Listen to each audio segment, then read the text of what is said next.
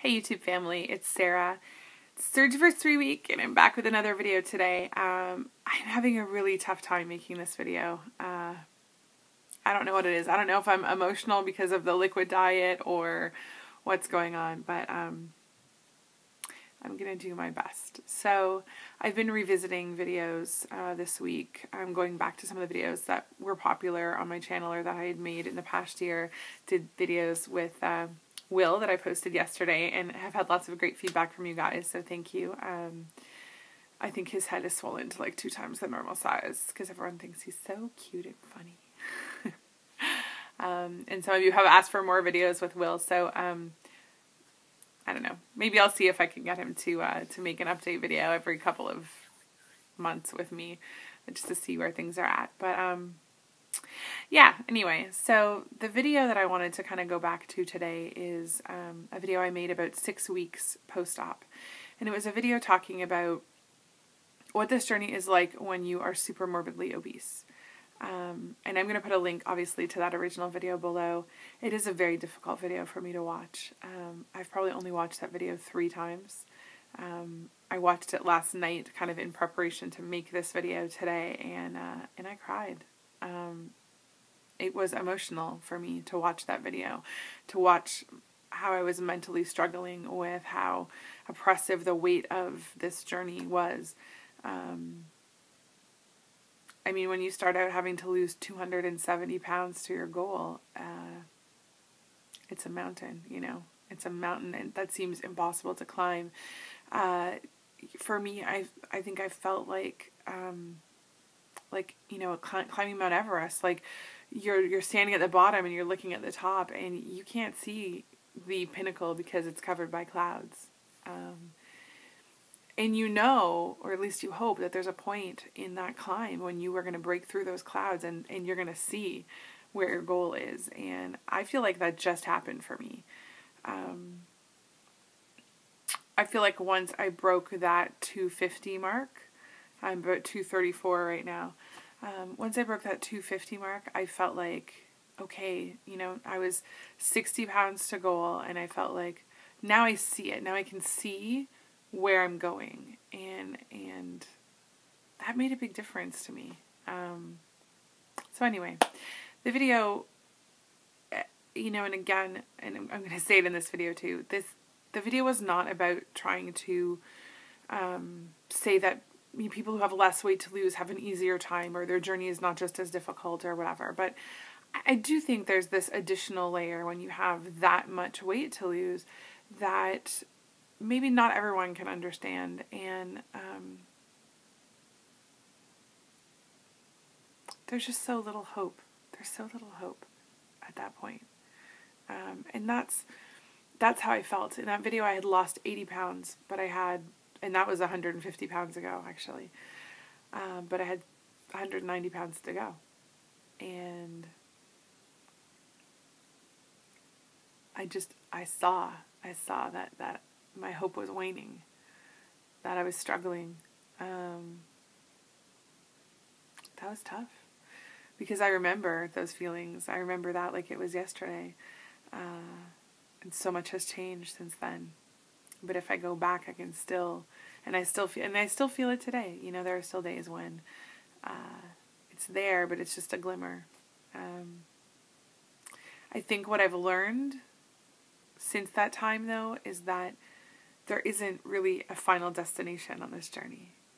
Even when I get to my goal weight, if I get to my goal weight, it's not going to change everything. It's not going to magically make everything better. I'm not going to suddenly feel like a success because I got there, and I'm not going to be a failure if I don't. So time and experience has given me the wisdom to kind of look back and realize that I was maybe focusing on the wrong thing. That I didn't need to be looking that far ahead. That I needed to be focused on where I was climbing right then, and not on the top that I couldn't see. Part of the reason I wanted to put my journey out there on YouTube and share my journey is because I did find it hard to find role models in this community. People who had started their, you know, weight loss journey at 400 pounds plus. People who had as much weight as I had to lose. It's not that there aren't those people. It just was not as easy for me to find people, and it was especially difficult for to find people who had VSG, because, we're told VSG, you don't lose as much weight with VSG. We're told that if you lose 60% of your excess weight, that's what's expected. I guess I'm unexpected then, because I think I've lost 80, 85, I don't know, somewhere around there. A lot more than 60% of my excess weight, and I'm still going. And I'm going to get to, 95% of my excess weight at the very least. Again, averages are averages, and there's always going to be outliers and people who are overachievers and people who are underachievers, but I don't like hearing people tell people who are extremely overweight that VSG can't work for them. It can work for them. It can work for anyone. It may be harder. You may need to be more committed, but again, part of the reason I wanted VSG was because I wanted to have to make that commitment. I wanted it to be difficult. I wanted to have to work at it because that's what I'm going to have to do for the rest of my life. I'm not naive enough to think that my battle with obesity will ever be over. I know that it won't. But my battle with morbid obesity,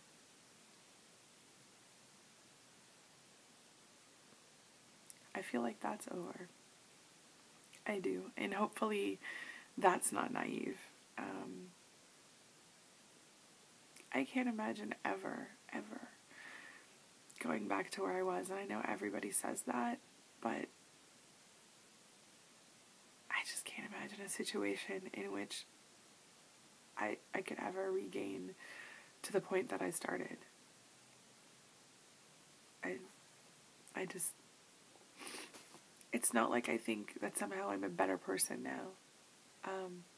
And I hate the fact that I get treated that way sometimes. I hate the fact that people treat me differently now simply because of the size of my body. There's a part of me that's resentful of my weight loss because of that. There's a part of me that's resentful of new people that I meet because I realize that if they met the old me, the me from a year ago, that their reactions would be different. I know Sarah Nerd Oregon has talked about feeling like a fraud. And sometimes I feel that way. I feel awkward when I meet people who didn't know me before. Because I feel like they don't know the real me. Because they don't understand that the person inside still mentally lives in a 460-pound body. And that all of her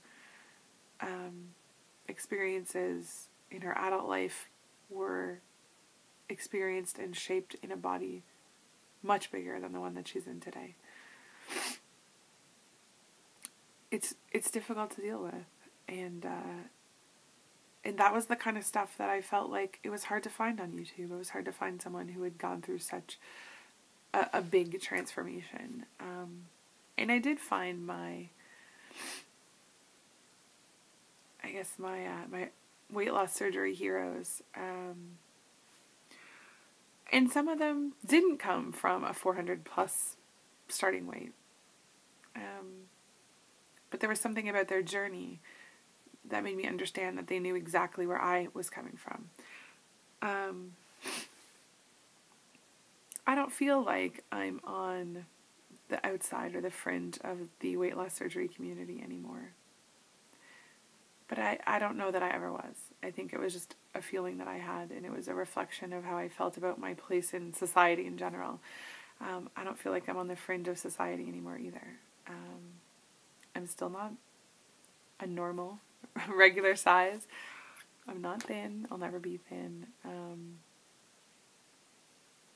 To the average person, I'm still a fat girl. But that's okay.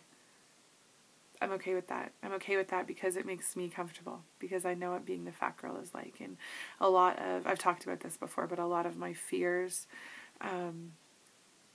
about losing more weight have to do with not knowing my place in social situations with my friends, how to act, how the not fat girl acts, because I only know how the fat girl acts. I only know how to act ridiculous to get attention and how to overcompensate for the fact that people don't want to talk to me because of how I look, and that's all I know. I've talked about how I'm not really an extroverted person, but I have developed an extroverted personality because I felt like that was the only way that I could get people's attention and I could get people to like me. Sometimes I felt like, the kid whose mom has to put like a stake around their neck so the dog will play with them.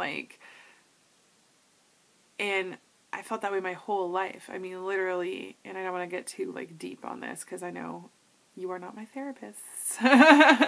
But every message I ever got from the time I can remember was that something was wrong with my body. That I was too big. That I was too tall. My feet were too big. My body was too big. I was too fat. I needed to eat less. I needed to whatever. I mean, literally. I've never been told anything different, and I've never felt anything different. And I got really kind of emotional last night. I was watching VSG Tanya, and she made a video talking about confidence post plastics, and talking about how she was going out shopping and doing stuff, and she realized she actually felt good about her body, and she had never felt that before. And I identified with that so strongly because I've never felt good about my body ever. I mean, I've always felt, even as the smallest child, that there was something wrong, that I had a dysfunctional body somehow. I never even dreamed of having a moment where I was comfortable with my body and happy with my body, and that gave me hope. And hope is the most amazing thing that you can have on this journey, because it is so motivational, because it is so much easier to deal with the setbacks and the struggles when you have hope and when you have confidence that you're going to get to where you want to be.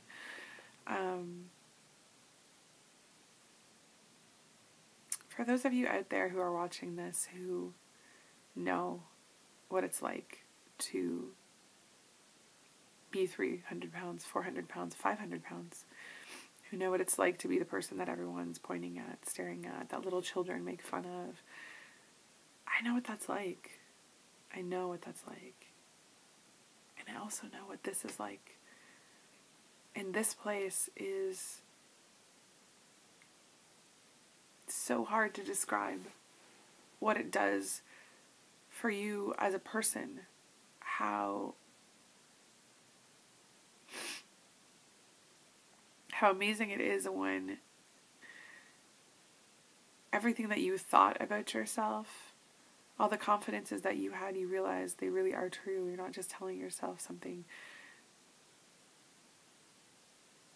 And it's interesting to also realize that you are still the same person. I'm still the same person I was before. And my self-worth, to be honest, is exactly what it was before, because I know the things about me that are great and the things that are not so great, and none of that has changed from losing weight. None of that has changed. The only thing that's changed is the size of my body. My health has changed. My fitness level has changed. But nothing about me as a person has changed, with the exception that I've learned how strong I can really be, how determined I can be. Everything that has changed for me is positive. And I hope that people would say that everything that's changed about me has been positive too. This journey is worth it. And I know it can be so discouraging. It can be easy to lose hope when you are super morbidly obese or morbidly obese. And sometimes it may feel like it's just not worth it. But I am here to tell you that being here is completely worth it. So worth it in every way. It's worth every struggle. It's worth the risk. It's worth putting yourself out there. It's worth believing in yourself and believing that this is something that you can do, that you can repair your relationship with food and with your body and with how other people see you and how you fit. You can do it. If I can do it, you can do it. So that's it for today. Always remember, it's not just about what you've lost. It's about what you've gained. Have a great day.